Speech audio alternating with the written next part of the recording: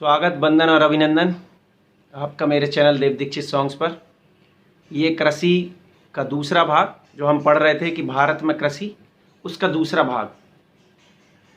काफ़ी लंबा टॉपिक था, जैसा कि मैंने आपको पहले ही बता दिया था कि कृषि को हम 2 पार्ट में समझ लेंगे और हो सकता है कि छोटे छोटे वीडियो 3 पार्ट की भी हो जाए। पहले मैंने बोला था 30-30 मिनट के 2 वीडियो या 20-20 मिनट के 3 वीडियो, बात बराबर। तो कृषि पहले वाले भाग में हमने कुछ पढ़ ली, दूसरा वाला भाग ये पढ़ेंगे। ये इकोनॉमिक्स का आखिरी पार्ट आखिरी चल रहा है। किसी को अगर पूरी इकोनॉमिक्स पढ़नी है शुरू से आखिरी तक, तो मैंने सारी वीडियो एक प्लेलिस्ट में डाल रखे हैं, तो आप प्लेलिस्ट में जाके देख सकते हैं। मेंस के लिए भी आप प्लेलिस्ट चेक कर सकते हैं, आपको पता लगेगा कहाँ कहाँ अंडरलाइन करना है, कैसे लिखना है पॉइंट में या पैराग्राफ में, और किस क्वेश्चन को पैराग्राफ में या पॉइंट में लिखना है, और निबंध कैसे लिखना है, और मेंस के आंसर कैसे लिखना है, सभी कुछ आपको उसमें मिलेगा। Thank you so much. मेरा नाम देवेंद्र दीक्षित है और वर्तमान में मैं अभी 2016 बैच PSC चयनित हूँ और आपको पढ़ा रहा हूँ वर्तमान में इस टॉपिक में कृषि। तो कृषि के प्रकार देख लेते हैं। सबसे पहले एक होती बारानी कृषि या शुष्क कृषि। कंसेप्ट यहाँ मिलेगा, हो सकता है फैक्ट थोड़े कम मिले, कंसेप्ट आपको मिलेंगे। बारानी कृषि या शुष्क कृषि मतलब सूखी कृषि, यानी सिंपल सी बात, जहाँ पे पानी की अवेलेबिलिटी बहुत कम हो या ना हो। तो ऐसी स्थिति में क्या होगा, जब वहां पानी नहीं है तो ऊपर से पानी गिर गया तो ठीक, नहीं तो कोई बात नहीं। तो यानी ऐसी कृषि जो कि पूर्ण रूप से बरसात के पानी के ऊपर निर्भर करती हो, उसी को हम क्या बोलते हैं, बारानी कृषि या शुष्क कृषि। तो ऐसी ये कृषि कहाँ पाई जाती होगी, जहाँ बरसात कम होती होगी। राजस्थान वाला एरिया हुआ हमारा, या भिंड मुरैना का थोड़ा सा एरिया हुआ जहाँ पानी कम गिरता है। जहाँ पानी कम गिरता है वहां बारानी या शुष्क कृषि होती है ज्यादा। दूसरी होती है गहन कृषि। गहन से मतलब घुस घुस के बहुत ज्यादा दिमाग लगा के करना, बहुत छोटी जगह में, मतलब छोटी छोटी सी जगह में अधिक श्रम, मतलब बहुत ज्यादा लेबर लगा के, अधिक उर्वरक डाल के, बहुत सारा फर्टिलाइजर डाल के अधिक उत्पादन जो चाहते होंगे, उसके लिए जो कृषि की जाती है उसी को हम क्या बोलते हैं, गहन कृषि। इसके 2 पैटर्न अपनाए जाते हैं फार्मर के द्वारा। पहला पैटर्न ये कि वो बहुत ज्यादा लेबर लगाता है, बहुत ज्यादा उर्वरक डालता है और बहुत ज्यादा क्या करता है, प्रोडक्शन करता है। और दूसरा पैटर्न ये कि बार बार फसल बोता है। बार बार फसल बोता मतलब खरीफ की फसल अलग बोलेगा, रबी की फसल अलग बोलेगा, और जायद यानी गर्मी के दिन में मूंग बूंग भी बोलेगा, जैसा कि अभी होशंगाबाद जिले में चल रहा है। 2-3-4 फसल वो क्या करता है, साल भर में ले लेता है। तो इसको हम बोलते हैं गहन कृषि। एक होती है मिश्रित कृषि या मिक्स कृषि।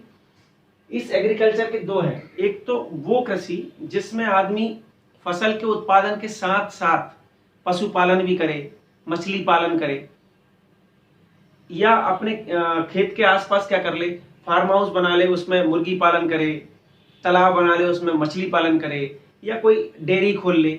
मतलब आपकी कृषि के साथ साथ अन्य कामों को भी मिला के एक जगह पे करना है, उसी को क्या बोलते हैं, मिश्रित कृषि। तो आजकल ये भी पैटर्न में है, जो लोग अपने खेतों में रहना चालू कर रहे हैं वो जानवर वानवर भी पाल लेते हैं और लाइव स्टॉक काफी अच्छा रखते हैं। झूम कृषि या विवर्तनीय कृषि या शिफ्टिंग कल्टीवेशन, इस पर सबसे ज्यादा क्वेश्चन आते हैं, इसको आप समझ लें। शिफ्टिंग कल्टीवेशन से मतलब ये कि कुछ लोग जो मानव जाति वो ये मानती है कि जमीन जो है वो उनकी माता है, तो उसको खोदना नहीं चाहिए। तो ऐसा होता है कि वो जब खोदना नहीं चाहिए तो वो क्या करते हैं, वहां के जितने भी पेड़ पौधे रहते हैं उनको काट देते हैं और सूखने का वेट करते हैं। जब वो सूख जाते हैं तो उनमें आग लगाते हैं, तो उससे जो राख बनती है उसी में क्या करते हैं, वो अनाज डाल देते हैं, और उसमें जो अनाज उग जाता है उसी को काट के खा लेते हैं, मतलब हलवल नहीं चलाते। फिर क्या होता है, एक समय के बाद जब उसमें फर्टिलाइजर नहीं जलेगा जमीन में, तो एक समय के बाद उसकी उत्पादकता या उसकी उर्वरकता क्या हो जाएगी, खत्म हो जाएगी। तो जब उसकी उर्वरकता खत्म हो जाती है तो ये लोग क्या करते हैं, एक जगह से दूसरी जगह शिफ्ट हो जाते हैं, एक जगह से दूसरी जगह शिफ्ट हो जाते हैं। दूसरी जगह भी वो वही पैटर्न करते हैं, पेड़ काटते हैं, पेड़ काट के उसमें आग लगाते हैं और फिर वहां बोना चालू करते हैं। और फिर जब वहां की उर्वरकता खत्म हो जाती है फिर तीसरी जगह शिफ्ट हो जाती है, इसलिए इंग्लिश में इसको बोलते हैं शिफ्टिंग कल्टीवेशन। तो घूम घूम के क्या करते हैं, कृषि करते हैं, एक जगह दूसरी जगह, दूसरी जगह तीसरी जगह। हालांकि ये पर्यावरण के हिसाब से सही नहीं होती है, और इसी कृषि को हम बोलते हैं झूम कृषि या विवर्तनीय कृषि। पर आपने ऐसा बहुत कम देखा होगा, आपने होशंगाबाद में या नरसिंहपुर में या मध्य प्रदेश के काफी वाले एरिया में नहीं देखा होगा, या भारत के काफी एरिया में ये नहीं पाई जाती, परंतु कुछ एरिया में ये पाई जाती है। और सबसे ज्यादा ये पाई जाती है पूर्वोत्तर राज्य। पूर्वोत्तर राज्य मतलब 7 सिस्टर, असम, मेघालय, मिजोरम, त्रिपुरा तरफ, नागालैंड तरफ, ये सबसे ज्यादा पाई जाती है, क्योंकि वहां आदिवासी लोग ज्यादा हैं। इसका सिंपल सा मतलब ये है कि आदिवासी लोग इस कृषि को क्या करते हैं, और सरकार ने उनको थोड़ी बहुत ये कृषि करने की परमिशन भी दे रखी है। तो सबसे ज्यादा आदिवासी कहाँ पाए जाते हैं, पूर्वोत्तर राज्यों में, इसलिए सबसे ज्यादा ये कहाँ होती है, पूर्वोत्तर राज्यों में। मध्य प्रदेश में ऐसी कृषि कौन करता है, बेगा जनजाति। अब बेगा कहाँ पाई जाती है बेगा चेक में, वो आप देख लेना। और उसको ये क्या बोलते हैं, उसको ये बोलते हैं बेवार। उस कृषि का नाम क्या बोलते हैं, बेवार बोलते हैं मध्य प्रदेश में। कमार जनजाति इस कृषि को बोलती दाही, मुड़िया जनजाति इसको बोलती पोड़ू, और आंध्र प्रदेश में इसको बोलते पेड़ा। ये पांचों ही क्वेश्चन आए इसलिए मैंने आपके लिए लिख दिए। सबसे ज्यादा पूर्वोत्तर राज्य में होती है, आदिवासी लोग करते हैं। मध्य प्रदेश में बेगा जनजाति करती है, बेवार बोलती है, कमार दाही बोलती, मुड़िया पोड़ू बोलती है, और आंध्र प्रदेश में इसको पेड़ा बोलती है। ठीक है, तो ये चल रहा है। अब सीढ़ी नुमा अगली कृषि है, सीढ़ी नुमा। सीढ़ी क्यों बनाएंगे भाई, सीढ़ी क्यों बनाएंगे, सीढ़ी कहाँ बनाते, जब आप छत पे चढ़ते हैं तो उस पर आप क्या बनाते, सीढ़ी बनाते हैं। यानी कि ऊंची नीची जगह के लिए ही सीढ़ी का इस्तेमाल करते हैं, सिंपल सी बात। तो मान लो कोई पहाड़ी ऐसे खड़े ढलान की, इस पे आपको कृषि करना, तो कैसे करो, इस पे तो कृषि करना बड़ा मुश्किल। आप यहाँ पानी दोगे फटाक से बह के यहाँ जाएगा, पेड़ के पास तो पानी नहीं बचेगा। तो ये लोग क्या करते हैं, इसको ऐसे ऐसे काट लेते हैं, ऐसे सिंपल सीढ़ी में ऐसे काट लिया। तो ये जो वाला पोर्शन है ये ऐसे सीढ़ी बन जाती है इसमें, और जब ये सीढ़ी बन जाती है ये वाला एरिया, तो इसमें ये क्या करते हैं, फिर बराबर हो जाता है। तो इसको क्या करते हैं, इसमें वो खाद्यान्न या फसल जो भी रहती है उसको बो लेते हैं। थोड़ी देर के लिए आप पानी भी ठिका रहता है। और अगर पहाड़ी का ढलान ज्यादा है तो यहाँ ये क्या करते हैं, बंड बनाते हैं। बंड मतलब मेड़ बना देते, ताकि यहाँ जो पानी रहे वो कुछ देर इस वाले एरिया में रुक जाए और थोड़ी देर मॉइस्चर बनी रहे और फसल को क्या मिल जाए, पानी नीचे रिसने का मौका मिले, फसल की जड़ों तक पहुंच जाए। तो इसी को क्या बोलते हैं, सीढ़ी नुमा। तो ऑब्वियस बात ये कहाँ होता होगा, ये सीढ़ी नुमा कहाँ होती होगी, ये होती होगी पहाड़ी एरिया में। कहाँ होती होगी, पहाड़ी एरिया में, पहाड़ी क्षेत्र में, कुमायूं में, उत्तराखंड में। तो इस सब एरिया में कहाँ पाई जाती है, सीढ़ी नुमा। इसकी सबसे बड़ी वजह है दो, एक तो पानी को बचा के रखना, मतलब पानी फसल को मिल जाए, और दूसरा मृदा अपरदन, जो मृदा ऐसे खड़े में बह जाएगी उसको रोकने के लिए। तो मृदा अपरदन और पानी के बचाव के लिए की जाती। हाँ, एक चीज अच्छी कुछ याद नहीं आ रही, सीढ़ी नुमा मृदा अपरदन पहाड़ी को रोकने के लिए। ठीक है, ये हो गया। अगला देखते हैं निर्वाह। निर्वाह कृषि, निर्वाह से मतलब होता है जीवन निर्वाह कर रहे हैं। जीवन निर्वाह मतलब, हाँ मैं वही बोल रहा था, मुझे याद नहीं आ रहा। सीढ़ी नुमा में एक चीज रह गई। आप बताओ, अगर ये पहाड़ ऐसा है, मैं बस इसलिए सोच रहा था कंफर्म कर दूं, ये पहाड़ मान लो ऐसा, और यहाँ आपको कृषि करना है, तो आप इस पहाड़ को कैसे कल्टीवेट करो, मतलब कैसे इसको खोदोगे, ऐसा ऐसा खोदना पसंद करोगे या ऐसा ऐसा खोदना पसंद करोगे। अगर आप ऐसे खड़े खड़े खोदोगे तो ऐसी ऐसी लाइन बनेगी, तो पानी यहाँ गिरेगा छटाक से नीचे आ जाएगा। पर अगर आप इसको ऐसा खोदोगे, पानी यहाँ गिरेगा तो इस नाली से ऐसा ऐसा बहेगा, नीचे नहीं आएगा। तो कभी भी क्या होता है, जब ये सीढ़ी नुमा कृषि की जाती है तो ढाल के विपरीत दिशा में क्या करते हैं, बखरते हैं, जिसको हम बोलते हैं कल्टीवेट करते हैं, खोदते हैं विपरीत दिशा में। अगर ढाल ऐसी है तो उसके ऐसे अपोजिट लंब में। ये क्वेश्चन बार बार आता है। अब हम देखते हैं निर्वाह कृषि। निर्वाह का क्या मतलब हुआ, निर्वाह का मतलब हुआ जीवन निर्वाह करने के लिए की गई कृषि।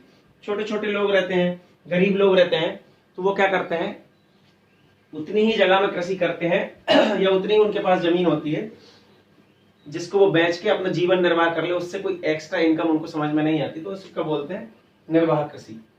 कई लोग ऐसे रहते हैं जिनके पास 1 एकड़ जमीन होती है, और 1 एकड़ जमीन में वो क्या करते हैं, अपनी लगा लेते हैं सब्जी, साल भर सब्जी बेचते हैं, उससे जो पैसा मिलता है उसको खा लेते हैं और खत्म।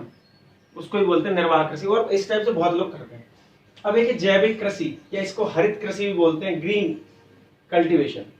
जैविक कृषि मतलब कृत्रिम उर्वरक, आर्टिफिशियल उर्वरक ना के बराबर, यानी कृत्रिम उर्वरक ना के बराबर जैविक उर्वरक डालते हैं। क्या ऐसी कृषि जिसमें क्या करते हैं, जैविक उर्वरक डालते हैं, कृत्रिम उर्वरक ना के बराबर डालते हैं। यानी प्राकृतिक संसाधनों से खाद डालेंगे, तो कौन सी, प्राकृतिक खाद डालेंगे, जो कि अपन गड्ढे वड्ढे में गोबर वाली खाद वाद बनाते वो। यानी प्राकृतिक संसाधनों का प्रयोग करते हुए और आर्टिफिशियल संसाधन या आर्टिफिशियल कृत्रिम उर्वरक का प्रयोग ना के बराबर करते हुए जो कृषि की जाती है उसको हम बोलते हैं जैविक कृषि या हरित कृषि। और इसका एक बहुत फेमस नाम है पर्यावरणीय कृषि। क्या है, पर्यावरणीय कृषि। क्यों बोलते हैं ऐसा, क्योंकि ये पर्यावरण के अनुकूल होती है, तो इसको हम क्या बोलते हैं, पर्यावरणीय कृषि भी कहते हैं। क्लियर, ये बहुत ज्यादा पूछा। प्रसंविदा, कॉन्ट्रैक्ट मतलब क्या होता, प्रसंविदा कल्टीवेशन या एग्रीकल्चर क्या होती है। कॉन्ट्रैक्ट क्या होता है? मैंने आपसे कॉन्ट्रैक्ट किया है, जैसे कि मैं आपको पूरी इकोनॉमिक्स पढ़ाऊंगा और लगभग 1-2 वीडियो बचे, मैंने आपको पूरी पढ़ा दी। अब मैं मेरे बाद इस मुकर जाऊं तो नहीं, ऐसा नहीं करूंगा। तो ऐसे ही क्या होता है, जब प्रसंविदा होती है तो दो लोग आपस में क्या कर लेते हैं, एग्रीमेंट कर लेते हैं कि ये तुम्हारा खेत है, खेत मालिक ने यानी किसान ने, खेत मालिक या जिसको हम किसान भी बोलते हैं, उसी की जमीन है, और कोई फर्म या कोई बड़ी कंपनी आपस में दोनों क्या कर लेते हैं, एक एग्रीमेंट कर लेते हैं, हम आपके खेत में कोई चीज बोएंगे, वो गेहूं, चना, नील, कपास, जो भी, और उसका इतना % आप ले लेना, इतना % हम ले लेंगे, और हम जो खर्चा हुआ उसको भी निकाल लेंगे। इस टाइप से कोई एग्रीमेंट कर लेते हैं। तो उस एग्रीमेंट के थ्रू जो कृषि होती है किसी फार्म में, उसी को हम क्या बोलते हैं, प्रसंविदा या कॉन्ट्रैक्ट बेसिस कल्टीवेशन या एग्रीकल्चर। समझ में आ रहा है? तो ये किसी के बीच में हो सकती है। अब प्लास्टिक मल्चिंग, ये एक्चुअली प्लास्टिक मल्चिंग कृषि नहीं है, ये प्लास्टिक मल्चिंग एक विधि है, पर चूंकि क्वेश्चन बहुत आ जाता है तो मैं आपको समझा दूं प्लास्टिक मल्चिंग मतलब क्या होता है। देखो, खूण समझते होंगे कुछ लोग। ये मान लो यहाँ पेड़ लगाना है, यहाँ आपका पौधा उगना है, ये आपके पौधे उग रहे हैं, इधर बहुत छोटे छोटे हो गए, ऐसे पौधे उग रहे हैं और ये है खाली जगह। ये कैसी जगह है? खाली जगह, ये भी खाली जगह। तो अब आप जब पानी देंगे या आप उर्वरक डालेंगे तो ये खाली जगह में उग जाएगा वो। तो इस खाली जगह से पानी क्या हो जाएगा? उड़ जाएगा। और उर्वरक इस खाली जगह में उगने वाले खरपतवार या खराब वाले जो पौधे होते हैं उनको लेके और वो पौधे उग जाए, तो वो क्या करते हैं, इस खाली जगह को प्लास्टिक से, खाली जगह को क्या करते हैं, प्लास्टिक से ढक देते हैं, प्लास्टिक से ढक देते हैं। इस खाली जगह को प्लास्टिक से ढक देते हैं, तो यहाँ तो अनावश्यक खरपतवार या पेड़ पौधे नहीं उगते और पानी भी एवोपरेट नहीं होता। तो इस अपना उर्वरक को बचाने के लिए, खरपतवार को उगने से रोकने के लिए और पानी का वाष्पीकरण रोकने के लिए प्लास्टिक लगाने वाली विधि को हम बोलते हैं प्लास्टिक मल्चिंग। बहुत ज्यादा एक क्वेश्चन आता है, ठीक है। अगला है पॉली ग्रीन हाउस। आपने देखा हो, जब भी आप सफर करते रहते हैं, मेन रोड से दिख जाता है, किसी किसी खेत में बहुत बड़े ऐसे पन्नी वाले घर बने रहते हैं, बड़े बड़े पन्नी वाले घर बने, उन्हीं को हम क्या बोलते हैं, पॉली हाउस।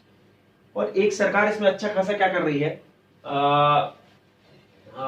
कंसेशन दे रही, क्या बोलते हैं, सब्सिडी दे रही है, ताकि लोग उसको पॉली हाउस बना ले। पॉली हाउस का मतलब ये होता है, पॉली हाउस के टेम्परेचर सेट कर सकते हैं। कई बार ऐसा होता है कि कुछ फसलें गर्मी में ही होती है, कुछ फसलें ठंड में ही होती है। तो पॉली हाउस क्या करता है, पॉली हाउस की बनावट ऐसी रहती है कि वो ठंड या गर्मी अंदर अपने अंदर बना सकता है, भले बाहर ठंड हो अंदर गर्मी रहेगी, और भले ही अंदर गर्मी हो बाहर ठंड रहेगी। इस टाइप से माहौल बन जाता है। तो वो फसल भी उसमें पैदा की जा सकती है अधिक मात्रा में, जो फसल की उस सीजन में वैसे नॉर्मल तरीके से पैदा ना की जा सके। तो उसके लिए वो क्या करते हैं, पॉली हाउस बना लेते हैं, उसको पॉली ग्रीन हाउस भी बोलते हैं। और उसके अंदर वो फसलें, कई फसलें अच्छे क्या करते हैं, प्रोडक्शन के साथ पैदा करते हैं। तो उस कल्टीवेशन को या उस तरीके को बोलते हैं पॉली ग्रीन हाउस कल्टीवेशन। तो ये थे मोटे मोटे तरीके। अब हम देखते हैं सीएसीपी। सीएसीपी मतलब क्या? सिंपल सा मतलब ये है कि जब किसान अपने खेत में फसल पैदा करता है, तो जब वो फसल बोता है तब तो उसके रेट अनाप शनाप रहते हैं, उसको जो बीज मिलता है वो बहुत महंगा मिलता है। और जब वो बीज जब वो अपना बेचने वाला रहता है